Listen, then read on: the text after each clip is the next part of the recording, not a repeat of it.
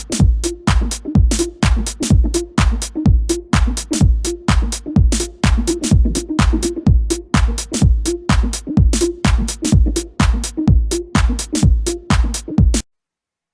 evening, everyone. Welcome to HR Leaders Worldwide Spotlight. This program is brought to you by GLB, or Great Learnings and Beyond Management Consultancy, a company that is dedicated to help organizations succeed in terms of achieving its targets for the business as well as for its people through our proven effective organization development, human resources, and learning and development interventions. If you want to find out more about our offerings, please visit our website. It's www.greatlearningsandbeyond.com. You can also visit our Facebook at GLB Management Consultancy. Partner? Partner, let me introduce our host. She's an Yes. organization development consultant, a people and culture trainer, a speaker, and Mrs. Tourism Universe 2019, Dr. Giselle Barrion. Thank you, partner. My partner is an HR organization development leader, a fellow in people management, and an HR OD lecturer at the UST Grad School CCPED. Ladies and gentlemen, Major Ryan Barrion. Good evening, fellow HR leaders, and welcome to tonight's episode.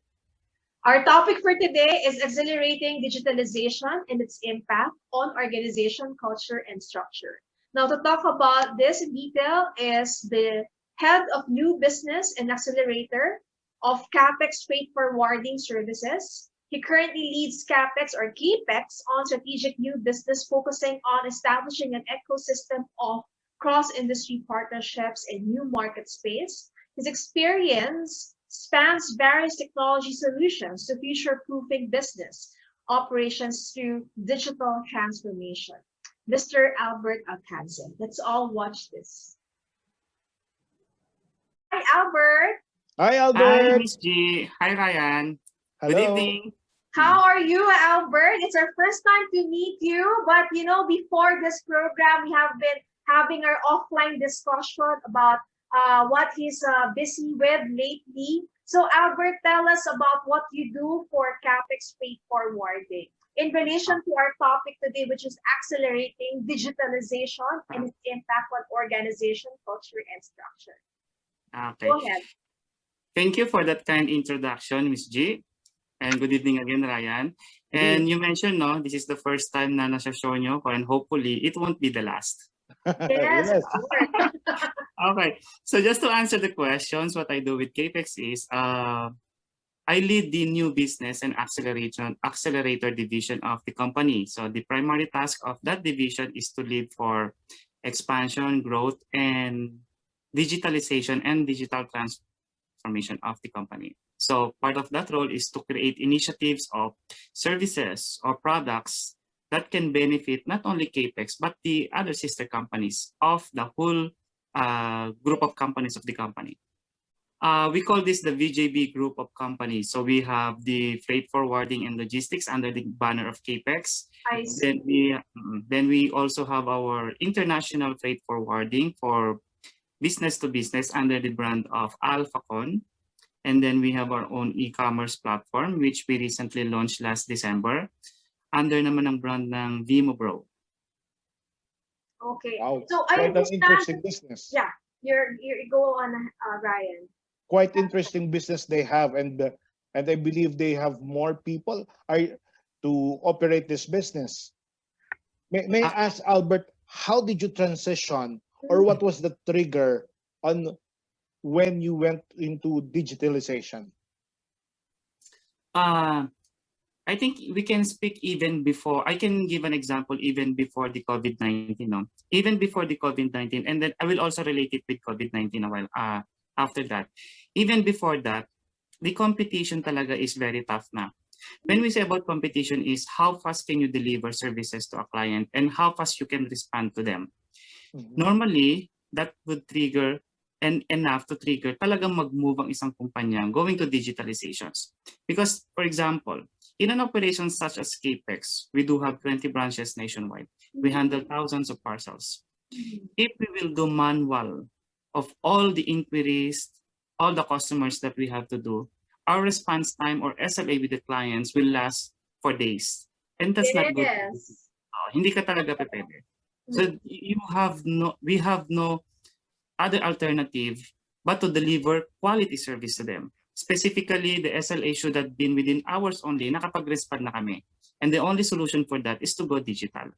Dapat lahat ng business process namin, the way they contact us, dapat naka-incorporate ng mga technology solutions. Now, that's before COVID-19. Let's talk about COVID-19 and why it's more important now. Yes. Kasi even the companies are transforming, not only us, no.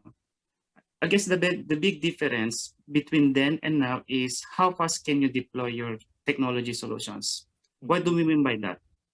Before COVID-19, when we plan our digital transformation, we have what we call a 5-year plan. It's the same with other companies. But now, those plan, masyado na siyang na-reduce.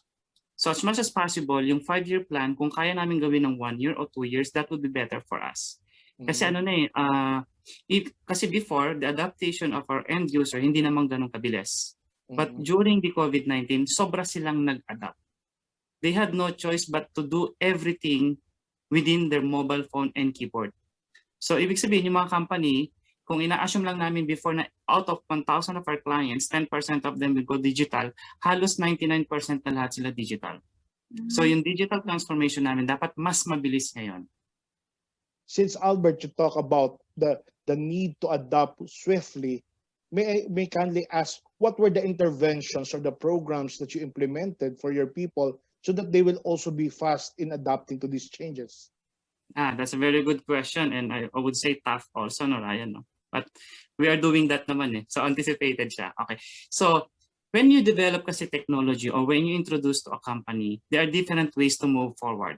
One is you develop on your own. Okay. Second is you acquire from a third party. And the most efficient way at the moment is to just acquire the technology from other company, third party provider. So we did that. And another thing that we did is the introduction of the concept of rapid application development in technology development. So what is the concept of RAD or rapid application development? It's by, usually kasi there's two important, there are important factors why you would consider developing your own program system. This is because you want to have a customization. Because if you will acquire this with a third-party provider, chances are you will not get the exact functionalities that your business needs. So kaya nagde-develop ka in-house. Right. However, if you will develop this in-house, it would take you months, even years, to produce one major module. Masyadong matagal siya. Yes. And in our current situation, hindi na siya acceptable at the moment. So the concept of rapid application development is lumabas. Ano naman to? These are platforms provided by third party wherein you can create your own SaaS platform. You can customize it 10 times faster than developing your own from ground up. So basically, when you develop a system kasi, may mga parameters na siya, may mga modules na, may mga library na hindi mo na pwedeng, na hindi na kailangan i-develop. So naka-ready na siya sa mga ganung taas na platform. So that's one of the major step na ginawa namin pagdating dun sa tinatawag naming IT team or the MIS. Bakit? Most of our MIS, they're hardcore developer kasi at the time. So by changing their mindset to use this kind of technology, it was a challenge for us at the time. Pero we had them to understand na kailangan natin mag-adjust kasi yung development time natin, it must be 10 times faster.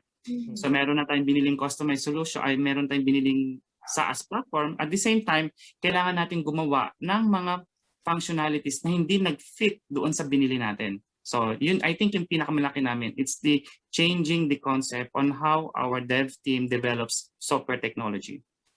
Okay. What are the key considerations, Albert, in terms of ensuring that this particular technology you have adopted using this rapid application technology, how did you ensure that it's going to be very effective when you apply it or when you implement it in your organization? What are the key considerations? Okay. When you develop technology solutions for your business process to improve your business process and operations, the most important thing to consider is always the security. Mm. Okay. If the platform cannot provide security, then it's an X already. Secondly is functionalities ng platform na gagamitin. Can it really deliver yung hinahanap na functionalities? So, nung tinignan namin na ganun na itong mga platform naman na to is kaya niyang i-deliver yung mga checklist na hinahanap namin, especially security, functionalities, scalability, Mm. yun, definitely pumasok na siya. So, it's worth trying naman na siya. How did you prepare your organization in terms of adapting to these changes? Because, you know, when you introduce a technology, we all know that some people might be hesitant to it because Yes. it's a new learning for them and there's this learning Nako. curve.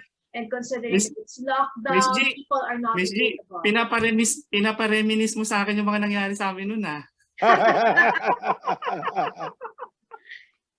Oo, Would you like kasi to share it to our audience so that they would have a better idea? Because I'm sure right now, you know, where I'm coming from, I have a lot of clients and friends who are adopting to LMS, and some of them are hesitant to fully implement it because some people are not, you know, they are not very tech savvy. So how did you do it in your organization? Okay. So let's start with the tech savvy muna. How did we implement with the tech savvy? Okay. Yes, how Tech did you savvy do na to, pinag-usapan natin tech savvy na.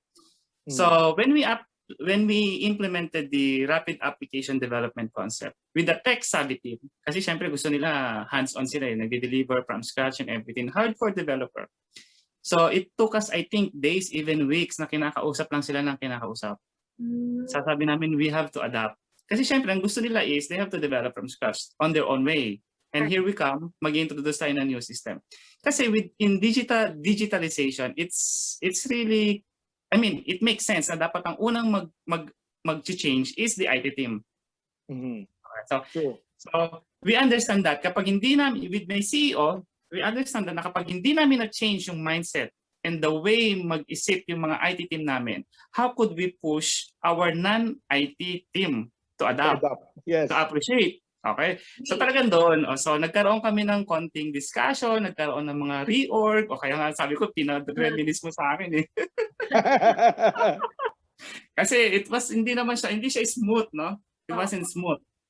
So eventually, so nakita nila na serious talaga yung CEO namin with this change. So they had no choice but to adapt. So nagkaroon na lang ng mga compromise. Let's start with one small project. So we call this one the fulfillment or our warehouse management system. Doon siya ginawa using this rapid application development concept. So sabi namin, sige, let's make a compromise. Gawin muna natin to dito. Then pag nakita natin that we can indeed develop this one 10 times faster, even 5 times faster than the traditional one, then it's worth adapting with the other concept. And so far naman, no, during the development of our WMS, currently running pa lang siya ng 2 months and yet we are already 90% completion, on completion. So nakikita na may difference talaga siya, na mas mabilis talaga siya. So it was the CEO during that time or the top management really had an important role to play for it to really materialize. Yes, yes. In every digitalization effort or digital transformation campaign, kahit na sabihin mo ang top management mo supports it but the CEO does not support it, hindi talaga siya mag-move. Kasi when we talk about digitalization, it involves huge amount of money. Hindi siya mura. And usually this kind of funding, it would require signature of the CEO. Yes. And kapag natenga sa kanya yan, hindi talaga mag-move yan. Doesn't matter kahit yung lahat kayo gusto, without the support of the only person, yung pinaka-importante, the one signs the check. Yes. Yes. Kasi hindi siya biro, hindi siya mura. I mean, I guess we are talking about digitalization of a company like CaPEx. But if we are talking about digitalization of an SME, it's different. Kasi the amount involved is medyo practical lang. But in our case, when we talk about this, we're really talking about 7 digits kasi. No, not 7. Yeah, 7 digits, yes. 7 digits pa. Even Yes, more. Probably. Even more. Yeah. Even more. It may be 8. Big. Yeah. So as you can see, no, the impact or how big the digital transformation will also depend on how big is the company and how far they want, how far is their reach. In our case, our reach is the way we prepare our company is it can reach not only nationwide, but we are ready for international transaction. Albert, if I may ask, who was the one doing, or who was the project lead? Were you the one Of what po? of this digitalization project? Were you the Different focal people are person? involved po. Different people. Okay. Even before I joined the company, no, they are already in the middle of digitalization. I think, do you want us to, do you want me to go back a little bit before I answer that? The difference between digitalization and digital transformation. You Sure. might notice I'm using Sure. Go different, ahead. Yeah. you might For realize I'm using different expectations, terms. the leveling of expectations, that would be Yes, good. okay. Baka may makuha pa kayong questions dito. Okay.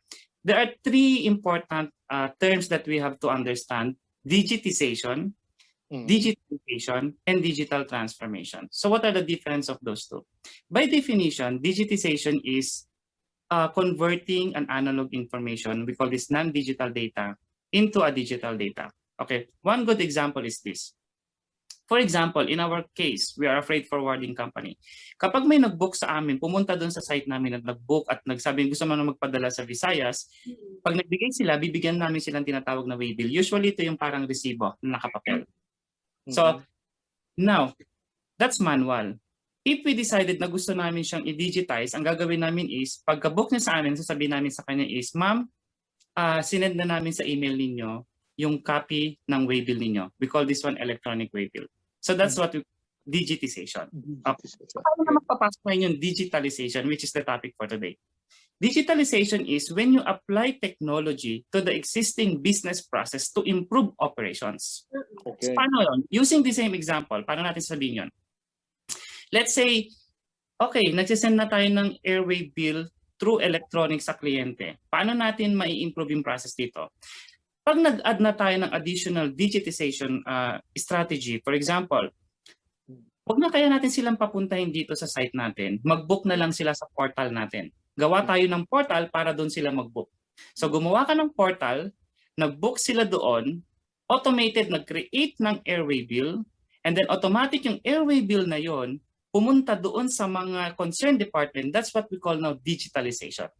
Kasi hindi lang siya nag-digitize, you improve the operations. Basically, digitalization is automations. So saan naman pumapasok na yung digital transformation? Without digitalization and digitization, hindi ka makakapag-transform. Because it is a misconception to think na because gumagamit ka ng mga technology solutions, is nakapag-transform ka na digitally. Not necessary kasi. Not necessary. Digital transformation now is more about people and the culture. Yes. The adaptation or the eagerness of the people to adapt. Kasi it doesn't matter ang dami mga technology solutions dito. Hindi naman ginagamit. You're not digitally transform. Yan. Digitalization, yung mga solutions mo, technology na solutions ginagamit mo. Digital transformation is very different talaga. That's why sabi ko rin kay Ral kanina, organizational development plays really a vital role to the adaptation or changing the culture. Ayun yung sabi ko kanina, no? Hindi po pwedeng nandiyan na yun, hindi ginagamit. Especially in our operation, we are nationwide, Luzon, Visayas, Mindanao. It's not acceptable for us na ang gumagamit lang ng mga technology namin is Luzon. Yes. It should be nationwide. It should be nationwide. So diyan pumapasok ngayon yung HR namin on how he can reach and adapt. Gumagawa sila ng mga training modules. Ginagawa nilang simplified yung mga yung mga terms na mahihirap, sinisimplified nila, tinatagalog nila, tapos isisend nila. So ganun nagta-transform yung organizational development namin to the point na kahit maging basic ka, as long as maintindihan from the top level up to our drivers, maintindihan dapat nila. So that you see, the culture na binabago namin, ang laki. So without this, hindi ka magta-transform. It doesn't matter gaano ka kalaming technology dyan, hindi naman ginagamit, magiging ano lang siya, burden. Yeah. Thank you for sharing that, Albert. Kasi I was supposed to ask what role did HR play? Yes. So at least you already mentioned it was in the digital transformation. I remember. Yes, that part. So how is HR doing in its efforts for digital transformation? Well, at first kailangan nila mag-adjust. Nag-adjust talaga sila. They have to learn the language. Kasi it's not enough na they know the system. They have to learn kasi kailangan nilang maintindihan to so that they can transform into a layman's term. Otherwise, lagi silang pumupunta sa amin, mas matagal yung distribution ng mga ideas. So, nag-adjust sila, nag-aral sila. As of this moment, nakapag-ano naman kami, nakapag-nationwide naman kami. So, I think the answer to that question with regards to our HR, they did fantastic, di ba? And not to mention, sila ang nag-lead ng HRIS development. Wow, okay. RAL. How was the feedback so far of the general population? What is the org climate now like, given this digital transformation you've done for CaPEx? Okay. One of the KPI kasi or KRI that we're looking for whether the digital transformation and digitalization is successful is, did we reduce some of the issues that was pending or bottleneck before us?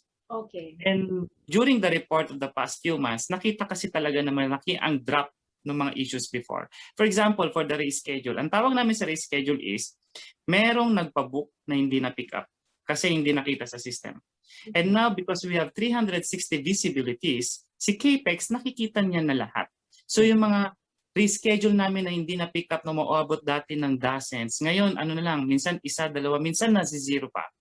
So I guess, nung na-realize ng mga Luzonian, and then pinaintindi namin sa Visayas and Mindanao, doon sila nagkaroon ng idea na wow, tama nga, maganda nga yung ginagawa nila. So nagkaroon talaga ng mabilis na acceptance because we understand na magpakita ka para mas lalong ma-embrace siya, magpakita ka ng result. So nagpakita ka ng mga KPI, ng mga KRA. Ito, nag-drop siya, nag-increase naman itong mga positive. Parang ganun.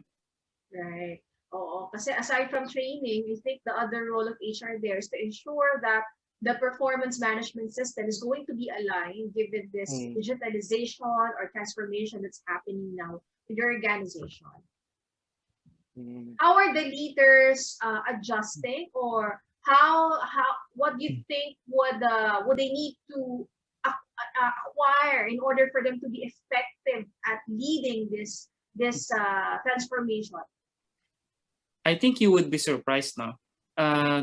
I will give an example of two people now. Our sales and marketing, head of marketing and head of sales. Would you expect na these people are also IT? You can tell them already an IT-minded person already. Did I use the right term? What I mean is IT-minded, no? There's such, may term na ganun, di ba? Yes. Meron. So, ganun na sila nakapag-transform. Hindi lang sila nakapokus sa marketing, hindi lang sila nakapag-focus sa sales, but they can talk to us now as if they're also on IT. So, ganun din sila nag-adjust. Because they really embrace. Oo, yes. Hindi enough sa kanila na marunong silang gumamit. They wanted really to understand how it works, pati yung mga database, pati yung mga connections, pati API. Usually, these are the terms reserved for IT guys. And yet, even them, sila ang actually sabi ko nga niloloko pa ko pa nga sila eh. Kasi our head of marketing, siya talaga ang closely nagkipag-collaborate during the implementation of one of our major systems. Talaga, so sabi ko, mas mas bihasa na sa amin to pagdating sa ganun. So our leaders really talagang my co-leaders, my fellow leaders, talagang nag-adjust. Talagang they took it to heart na this is what we need. Right. Hindi tayo, yung growth, hindi natin makukuha, hindi masusolusyonan. Kasi, one of our core values is customer-centric. And everyone who says that they are customer-centric, there must be a technology behind it. Parang paano ba sinabi? Pag sinabi mo customer-centric ka, and yet you are not digitally transformed, parang hindi siya magmamatch talaga. Right. Kasi the very true. If you will read the textbook about digital transformation, you can only fully implement digitalization and digital transformation if you really care about your customers. Because that's what I said a while ago. How can you possibly answer or get back with an SLA of within an hours, even minutes, with hundreds of inquiries kung wala kang digital or wala kang technology solutions behind you? It's just very impossible. Hindi mo kayanin sagutin lahat ng tawag. That will be the challenge now for some people who have this cyber phobia, or people who are not so accustomed in using the online platform or the technology. So how are you adapting? How do you make them be more adaptable given the changes? Yes. Slow training talaga. Repetitive training talaga. Hindi nagsasawa yung HR namin, even the implementor, yung head ng nagiging ibang project namin, hindi sila nagsasawa talaga ng mag-training. And one of those initiative, yung sinabi ko nga, is layman's term. So from You the mentioned jargon ng, How is it tina-translate talaga ng adapting now, Tagalog. given that you have laymanized already the words just to train them effectively? Now, how are they adapting now? These people who can't seem to accelerate their learning before. Mhm. Okay. I think ano naman, how would I say this? We Although can edit we're it, not don't worry. hindi pa naman kami 100%, hindi pa naman 100%, but I think it's close to 90% adaptation na kami with the whole company nationwide naman. Good. So, and ano naman, and we provide system with them naman kasi, for example, we can develop kasi in-house our own system. So meaning, if this system is a bit medyo mahirap gamitin, we customize a bit yung UI para mas madali siyang gamitin. Okay, so I think we've had a very wonderful discussion with Albert. Albert, what would be your message to those organizations or leaders who are handling digital transformation right now and they're having some challenges with their people, with budget, and with the buy-in from the top From higher management? What management, would yes. be your final tip for them? Okay. I think speaking by experience, the most important thing is understanding first what is digital transformation and what is digitalizations. So because by knowing simply how to develop a platform, not because you are a good software developer or you are a good network engineer, hindi kasi ibig sabihin you can lead digital transformations already. Sometimes you need business instincts, business acumen, experience to really drive transformations. Because as I said a while ago, digital transformation is about people and the culture. And if you are not a people person, best give it to the person na kaya makipag-usap sa lahat. Kasi hindi pwedeng ang digital transformation initiative, hindi pwedeng sabihin mo na by strict ka na kailangan sumunod kayo. Hindi siya pwedeng ganun talaga eh. Because at the end of the day, it's about the initiative and the willingness of the people to adapt doon sa system na ginawa ninyo. And if they don't have the heart with it, hindi talaga sila magpo-progress. Yung influence mo, pag wala kang influence sa kanila, hindi nila sineseryoso lahat ng sinasabi mo, oo lang sila ng oo, and yet at the end of the day, sasabihin nila, mas maganda pa mag-excel, mas maganda pa magganto na lang tayo, mas mabilis pa tayo rito. Hindi talaga siya mag-move. Oo. So you need to have a people skills and influence the people, not only yung malalapit sa'yo, but the whole organizations. And then finally, pinaka-importante is when it comes to technology solutions, we have to consider also the current situation for us.